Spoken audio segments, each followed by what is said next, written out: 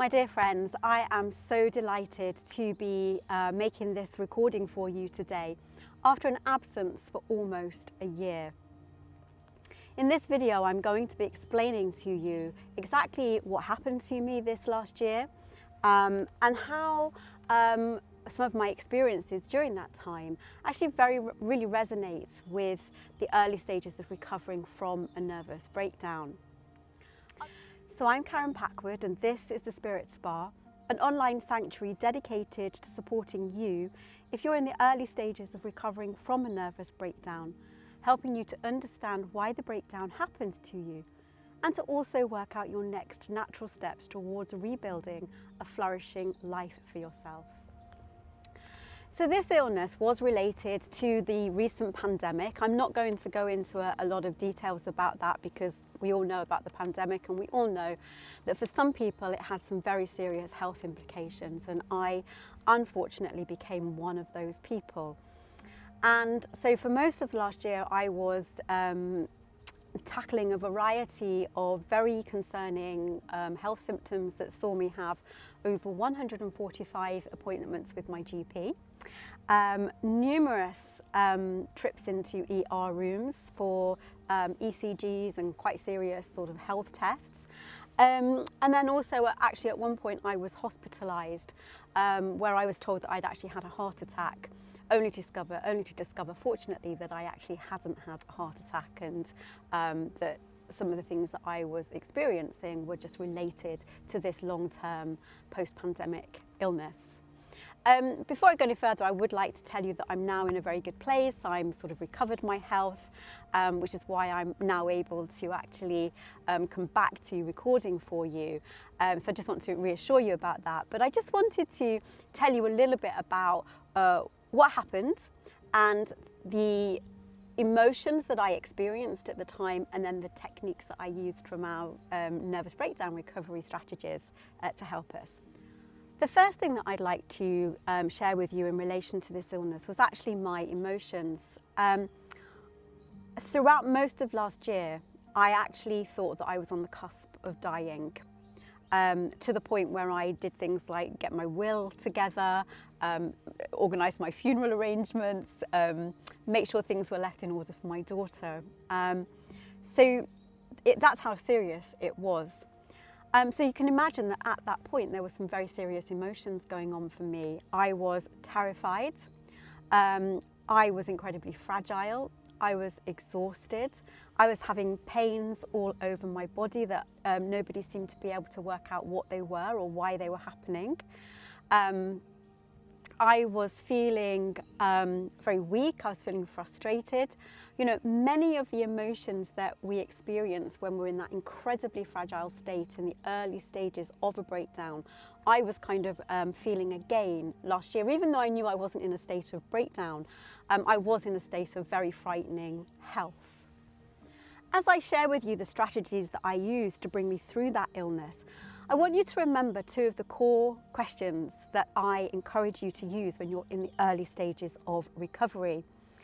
The first one is, if I was to love myself today, what would I do? And the second one is, if I were to find beauty in my life today, where would I find it? Now, I did use some of those questions in the early stages of my recovery from this illness, but actually two other questions came to me during that time. And I just wanted to really share them with you here because I think that they can be very useful questions when you're in the early stages of recovery. A new question that came to me during this recent recovery period. And that question was, and it was to connect it in with life and the beauty of life. And it was, if I was to live in gratitude for and with life today, how would I live? What would I do? So it's quite similar to the if I was to love myself today. But the thing about the if I was to love myself today question is that's very much focused on just yourself.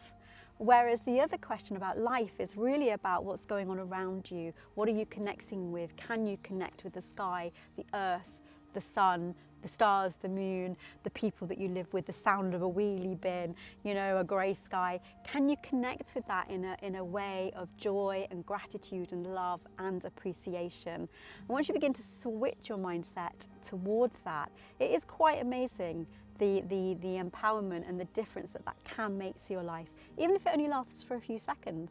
But you can repeat it and you can build it up as a daily practice to build up the energy of you coming to a place of loving yourself but loving life and appreciating life, you know, building it up like it's a muscle type of thing. And the second question is, if I were to allow life to nurture me today, what would I do? Now that's quite an interesting one, because what you're saying there is like, I'm not going to have to do anything. I'm going to allow life to do something for me, to give me something today. And so for me, of course, that always came back to, well, it wasn't just always nature, but often that came back to nature. It would be, well, I'm just going to let and listen to the sound of the breeze through the trees and let that nourish me today, that element of life nourish me today. It might be that I might have also said, well, I'm going to allow some nice music to nourish me today and listen to some really beautiful music. I also happen to live quite close to a school, and so at playtimes, if I have my windows open, I can hear the children playing. And you know, there's nothing more life enhancing than hearing children play gleefully, joyfully and carefreely. And then I also live in a village where the village church chimes the hour. So just listening and just, you know, those external things of life going on around us, that when we're very entrenched in our own despair, it's very hard for us to stay connected to, or to hear, or to notice, or to appreciate. But if we can begin to allow ourselves to do that, again, it's keeping ourselves connected in with life force, life energy, moving forward, staying positive, keeping ourselves connected to positive life force energies. Now, when I was in the early stages of recovering from this illness, I didn't have those questions to start with.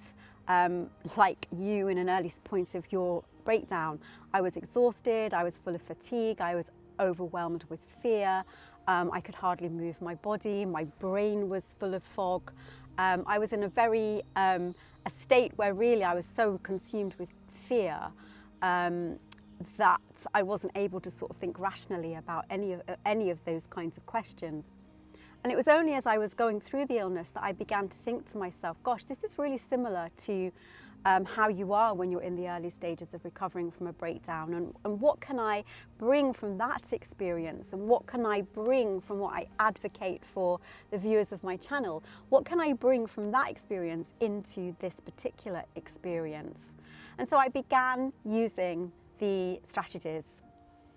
And these strategies won't come as any surprise to you, but they will serve as a way of reminding you, of reinforcing you, and hopefully encouraging you to stay connected with them in your own journey.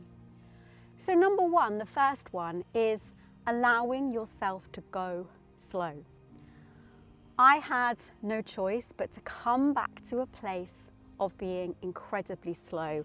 After building myself up for years from recovering from my breakdown, where I was kind of operating like normally again, I had to almost go right back to the beginning and allow myself and to accept that I had no choice but to allow my body to rest, allow my body to be still, allow my body to come into a place of accepting that it was in a state of illness, and that if I fought that, I would actually make the situation worse. What I had to do was come back into a place of deep connection with my body, with the illness, but also with the wellness within me.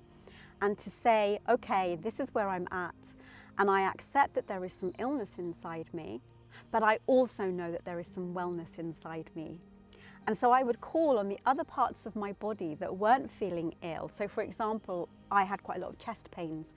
And so when I was feeling those chest pains, as you can imagine, it was terrifying, and they were responsible for my many visits to the ER rooms.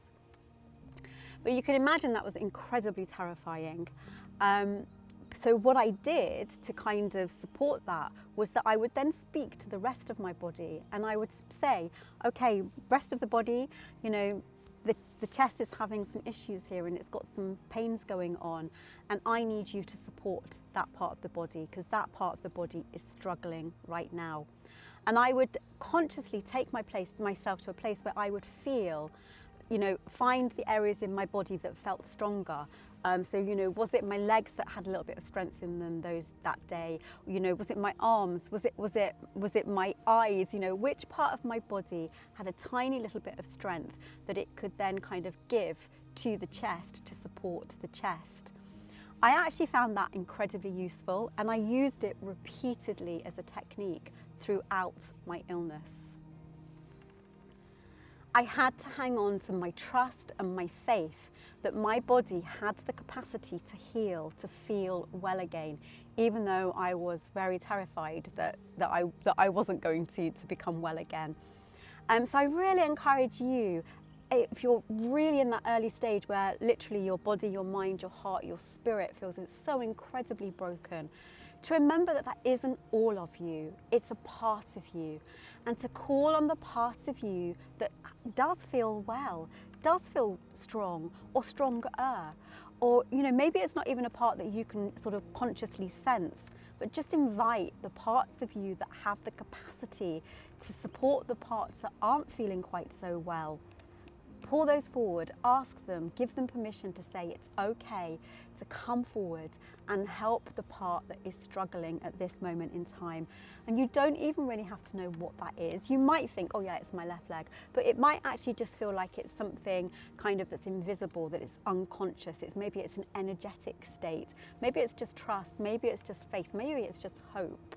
But try and pull on that and draw on that as you come into this state of connecting in with this brokenness of the early stages of your breakdown.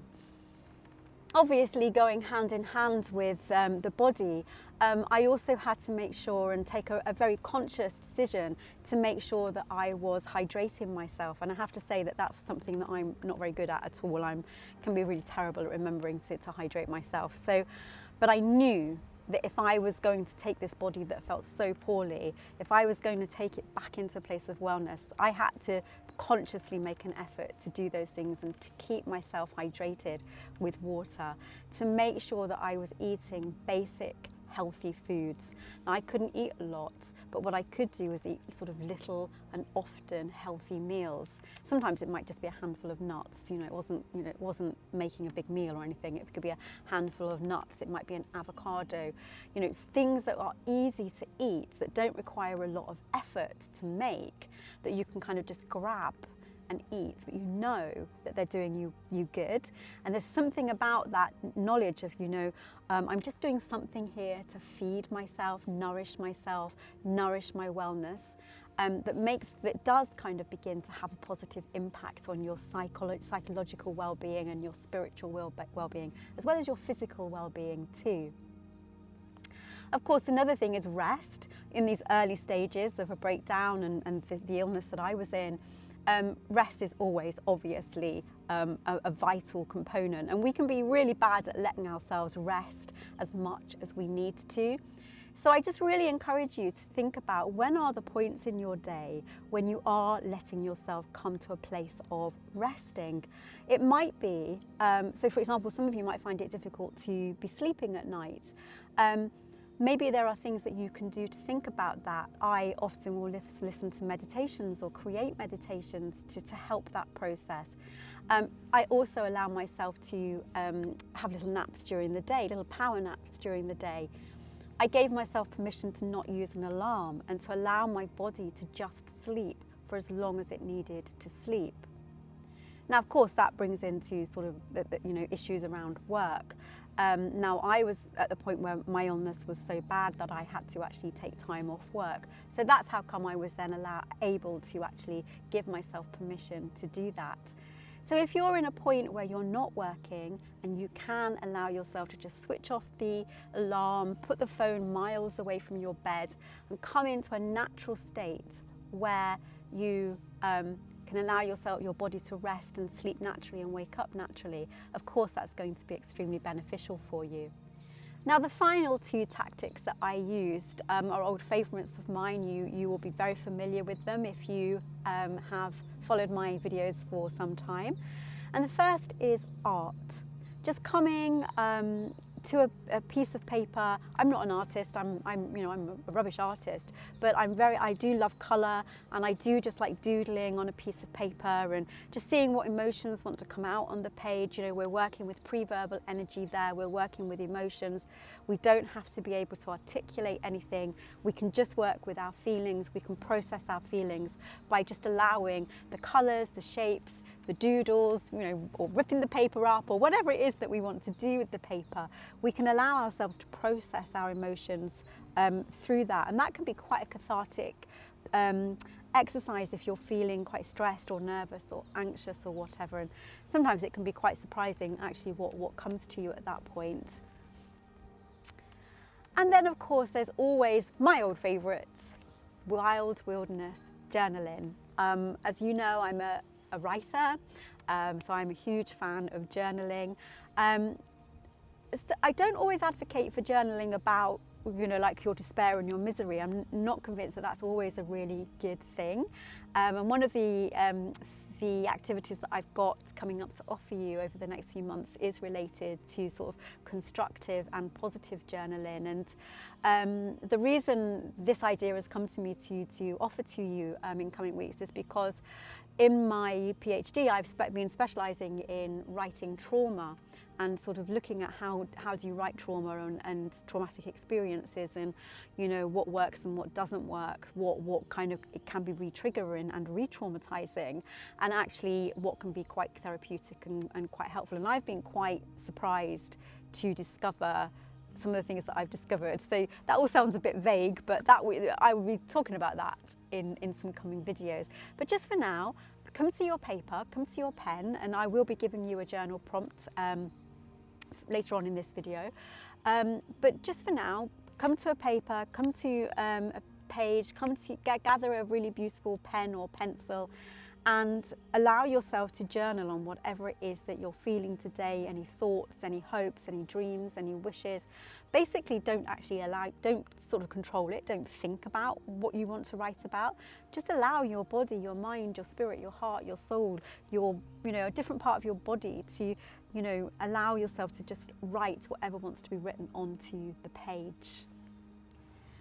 Now, one of the positive things about the period of illness that I had last year was it gave me a lot of time to think, and particularly to think about this channel. I was incredibly aware that whilst I wasn't actually uploading videos, I was still, people were still subscribing to the channel. People were still leaving comments under my videos. People were still emailing me and sending me questions and so on. And so I obviously felt really guilty of the fact that I wasn't responding to those, and I apologise for that, but hopefully you understand. But what it did was it gave me a lot of time to think about what can I do with this channel to really bring my support, my understanding of how to recover from a breakdown. How can I bring that forward to serve you in an even better way?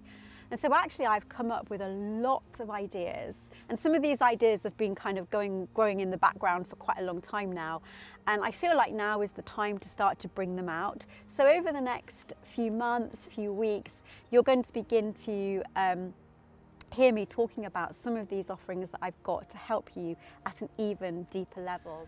Now, one of the things that was offered to me as part of my recovery process was something that made me realise this was something that I could offer in this group, and I haven't done until now. So I'll tell you what it is, and then I'll explain to you how I'm actually going to transfer that to this group. So one of the things that I was offered was a support group. Sorry, excuse me with my hair, the wind's blowing around and it's just annoying my eye. So I was offered the opportunity to join a support group. And I have to say that I'm not normally somebody that would join something like this, because partly because sometimes I just feel a bit shy about those kinds of things.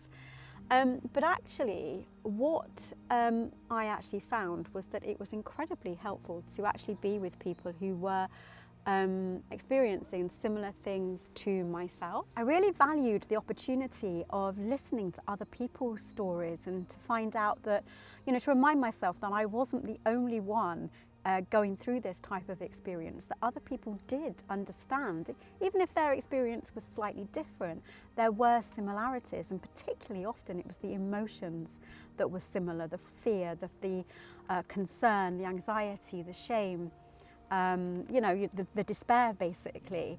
So that was very, very kind of enlightening for me to be part of.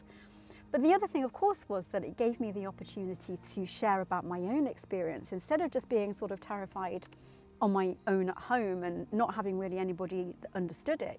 Doctors didn't really understand it. Even the supportive doctors, who were lovely, still didn't really understand what I was going through. So to actually be with other people that really did get it was a very, very nurturing and nourishing experience for me, and really helped me to feel, obviously not alone, but actually it also made me realise that I had techniques and skills that other people didn't have, and that weren't actually necessarily being offered to them within this context as well. And so that's actually the point when I thought, oh, actually, I know quite a lot of skills and techniques from my own work that I do with the breakdown recovery, that I can apply to this situation that might be very helpful to me. And it was at that point when I made that decision to start transferring the techniques that I use here in the Spirit Spa to myself in this illness. So how does that actually relate to you? Well, it's given me the opportunity to set up something that I have been wanting to set up for a long time. And I think maybe I've just been a bit nervous about stepping into it. So the time has come where I am actually going to step into this. So this is the Spirit Spa Sanctuary. It's an online sanctuary, as you know, dedicated to supporting you. Now, many of you reach out to me through email and through comments at the bottom of my videos. And some of you come for the one-to-one consultations with me, where you get to speak to me on a one-to-one basis. And whilst that's very helpful, and there's a real value in that, in actually having a very personal conversation with me, what I actually also want to begin to offer is a group gathering within the Spirit Spa Sanctuary via a Zoom call. And I'm going to be running this once a month. It's going to be on the first Tuesday of every month. I'm going to be setting it up through Patreon, however you say that, Patreon I think it is. Do look in the the comments, the box below, because the information will be there for you in more detail. But basically, it's an opportunity for you to come and meet with me once a month, where you get to actually talk to me about your experiences. You get to ask me your questions, but also you get to meet others who are actually going through similar experiences to you, and hear their stories and share your stories. Now, I know for some of you who are right at the very, very early stages of recovery, this probably sounds like the worst thing that you could possibly imagine. You don't want to appear on video, you don't want to be seen by anybody. There's maybe all sorts of reasons why you might feel that you don't want to come to such a thing. Now, you don't have to, if you come to it, you don't have to be on camera. Obviously, you're muted all the time. You can actually just come and listen. But one of the things that I do really believe in is that power of community, the power of community, the power of sharing, the power of nourishing each other and supporting each other and encouraging each other. I really do believe that that is a very powerful tool of recovery. Some of you will be ready for that, and some of you will not quite be ready for it, but you can come to it when you are ready. But basically, it's going to be an opportunity for you to come, meet with me, talk with me, ask me questions, where I can, actually answer you in person, and also, let you listen to and talk to each other and support each other. It's an experiment. It might work, it might not work. You might really love this idea or you might really hate this idea. But why don't we just give it a go and we can see, does this really help you on your recovery journey? My hunch is that it will. But why don't we just play and have an adventure and see whether building up a bit of a community in this way of actually gathering with each other once a month to share, talk, discuss, celebrate achievements, hold each other up when we're really struggling, give ideas for support and so on. So this is an opportunity for you to really kind of get some one-to-one contact with me, or not one-to-one, but like some one-to-one while you're in the group situation contact with me. And you know, take the next step in your recovery. And if anything comes up for you there around shame, like, oh no, I'm too ashamed to talk about my story, I'm too ashamed that I'm in this position, or like, oh no, I'm too exhausted, or I just feel a bit too despairing, you know, who would want to listen to my story? Listen to all the voices. That, you know, that could be your journaling activity actually for today. You know, what voices come up for me around actually being with a group of other people who are also in that early stage of recovering from a breakdown? Why wouldn't I want to do that? How am I stopping myself? What am I blocking here? What opportunities am I blocking for myself? You know, and how might it be really helpful for me to actually be with a group of people to talk about my story, or at least to listen to other people, or hear what Karen has to say?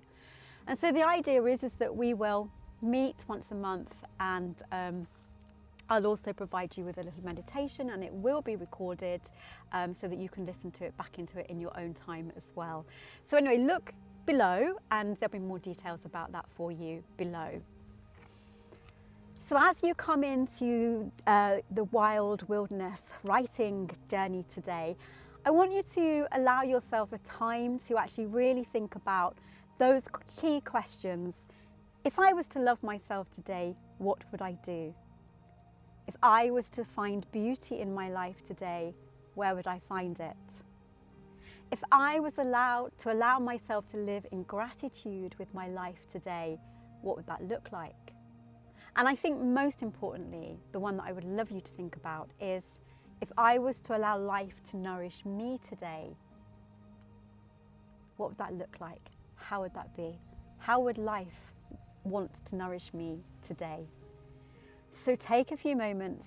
There's now going to be a nature meditation for you to actually take some time with your journal, with your sketch pad, or just with your breath and your thoughts to just ponder on those questions.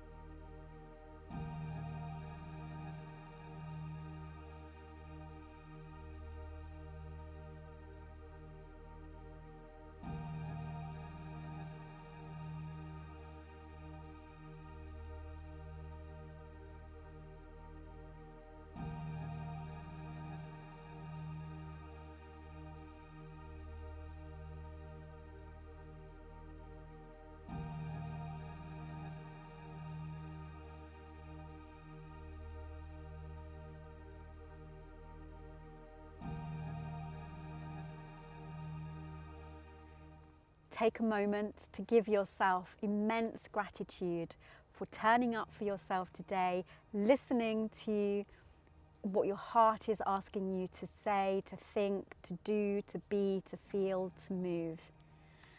I'm Karen Packwood. I'm delighted to be back with you again.